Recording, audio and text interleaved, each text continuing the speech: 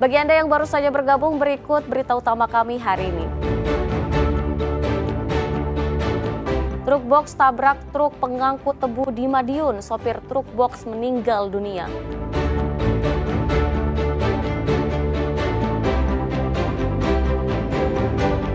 Jemaah haji asal Lumajang melahirkan bayi prematur di Mekah, kondisi ibu dan bayi sehat.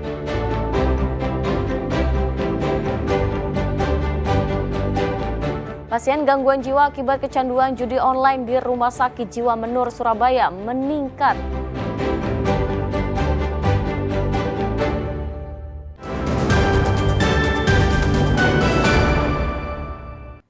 Seorang jemaah haji asal Lumajang yang tergabung dalam kloter 83 embarkasi Surabaya melahirkan di Mekah. Menurut informasi yang diterima PPIH Debarkasi Surabaya, bayi laki-laki yang dilahirkan dalam kondisi sehat meski lahir prematur di rumah sakit. Bayi pasangan suami istri Fahrizal Rahmat dan Tristi Ernilawati, jemaah haji asal Lumajang, lahir di Rumah Sakit Wiladah Mekah. Lahirnya sang jabang bayi menambah kebahagiaan orang tuanya yang tergabung dalam kloter 83 embarkasi Surabaya. Bayi laki-laki tersebut diberi nama Nuaim bin Fahrizal Rahmat. Meski dilahirkan dalam usia 7 bulan dengan berat lahir 1,2 kg, bayi tersebut sehat.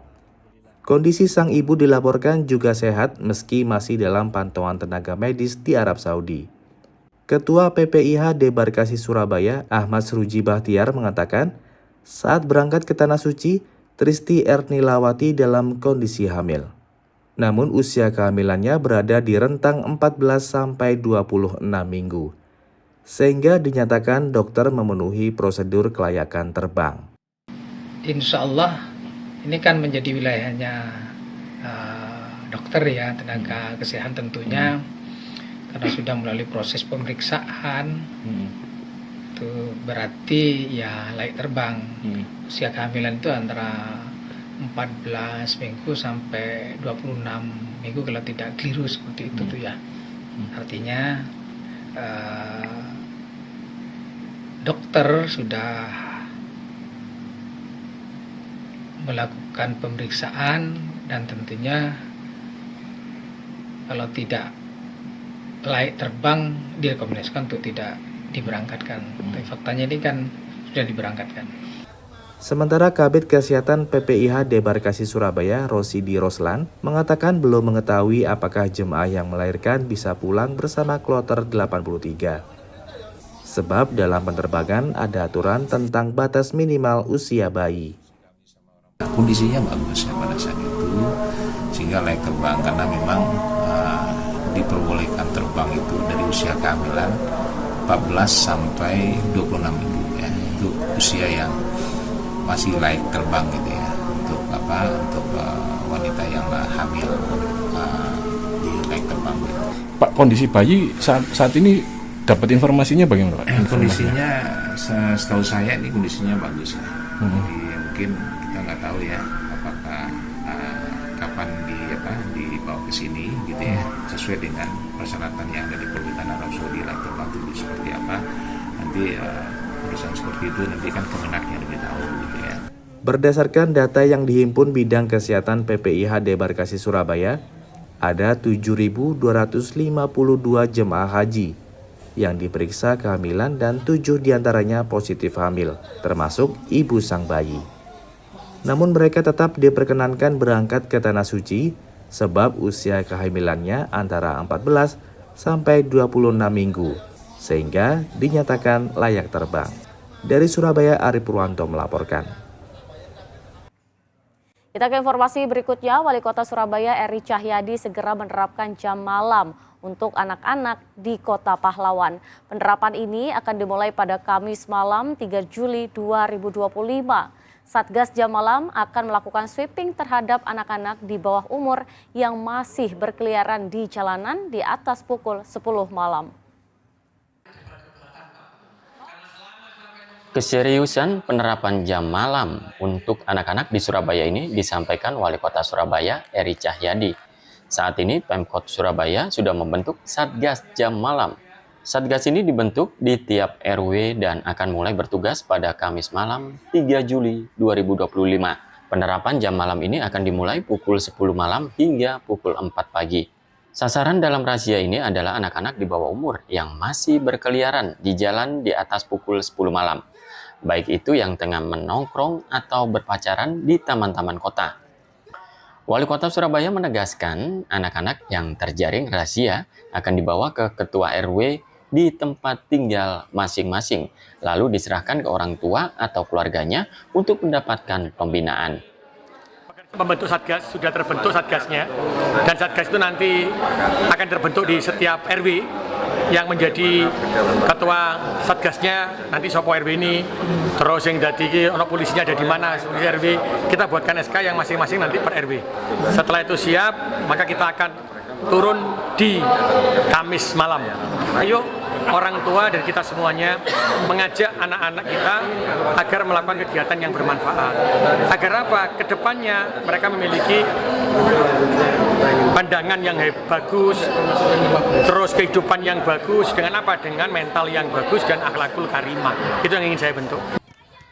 Penerapan jam malam untuk anak-anak ini bertujuan agar anak-anak di Surabaya melakukan kegiatan yang bermanfaat, sehingga diharapkan memiliki mental dan akhlak yang baik.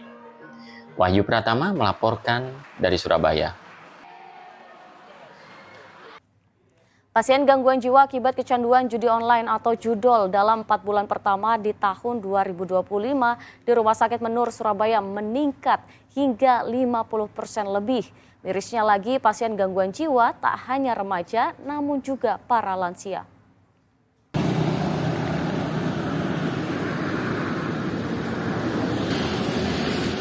Rumah Sakit Jiwa Menur Surabaya mencatat lonjakan signifikan pasien dengan gangguan kecanduan judi online atau judol dalam rentang waktu 4 bulan, yakni bulan Januari hingga April 2025.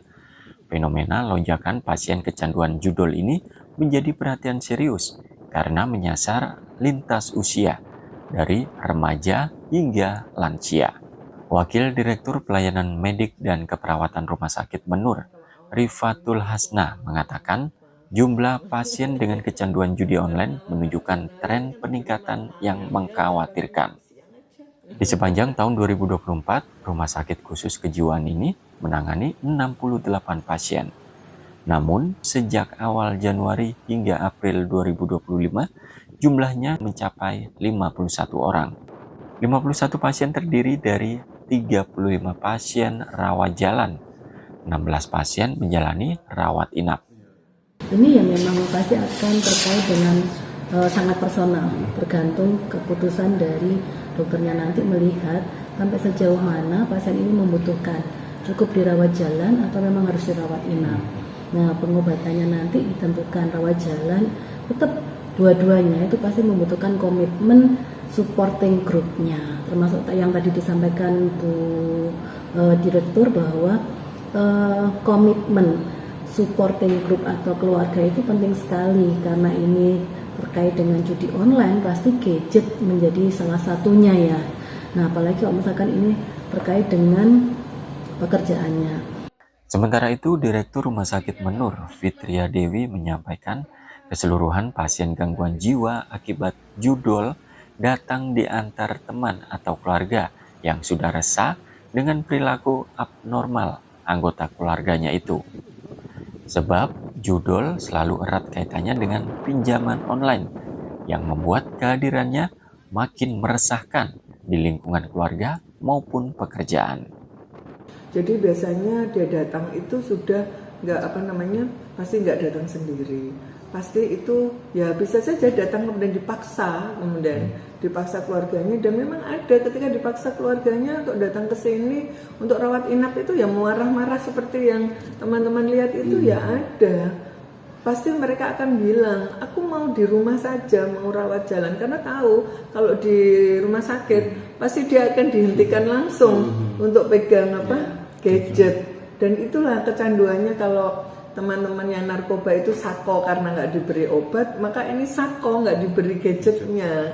Sementara itu, penanganan pasien gangguan jiwa akibat judol juga berbeda dengan kasus lainnya. Pasien kecanduan judol akan ditangani pertama kali oleh psikiater. Dari Surabaya, Arif Purwanto melaporkan.